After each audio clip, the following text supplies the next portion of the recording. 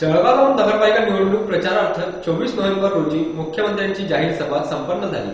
सदर सभेचे आयोजन दुपारी 2 वाजता बस स्टँड परिसरातील मोदी ग्राउंडवर करण्यात आले होते। या प्रसंगी माननीय मुख्यमंत्री देवेंद्रजी फडणवीस यांनी देशाचे पंतप्रधान माननीय नरेंद्र मोदी यांच्या नेतृत्वात देश बदलत असून जळगाव मतदारसंघाचे आमदार डॉ. संजय कुटे यांच्या नेतृत्वात जळगाव शहर बदलत असल्याचे प्रतिपादन केले। त्यामुळे जळगाव नगरपालिकेवर पुन्हा भाजपला सत्तेवर आणा व सर्व उमेदवारांना निवडून द्या असे आवाहन त्यांनी जनतेला केले।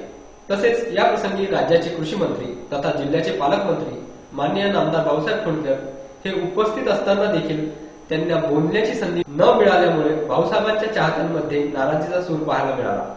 या प्रसंगी मंचकावर आमदार डॉ. संजय कुटे, भाजपा ज्येष्ठ नेते घनश्याम गांधी, जानराव देशमुख, नगर अध्यक्ष पदाच्या उमेदवार सौ सीमाताई डोपे, युवा मोर्चा जिल्हा अध्यक्ष सचिन पंजाबराव देशमुख, रामदासजी बंबटकर व सर्व नगरसेवक पदाचे उमेदवार उपस्थित होते। झालेल्या सभेला जळगावकरांनी मोठ्या संख्येने उपस्थिती लावली होती। मुख्यमंत्र्यांनी आपल्या भाषणात केंद्र सरकार व राज्य सरकारने केलेल्या विकास कामांचा आढावा सादर केला, तर जळगावच्या विकासासाठी भाजपाला साथ द्या अशी अपेक्षा जनतेकडून व्यक्त केली। तर जळगावच्या विकासासाठी भाजपला साथ द्या अशा अपेक्षा जनतेकडे व्यक्त केली। इतरही ठिकाणी सभा असल्याने मुख्यमंत्र्यांनी 10 ते 20 मिनिटात सभा आटोपती घेतली। सदर सभेकरिता पोलीस प्रशासनाने चोख बंदोबस्त ठेवला होता।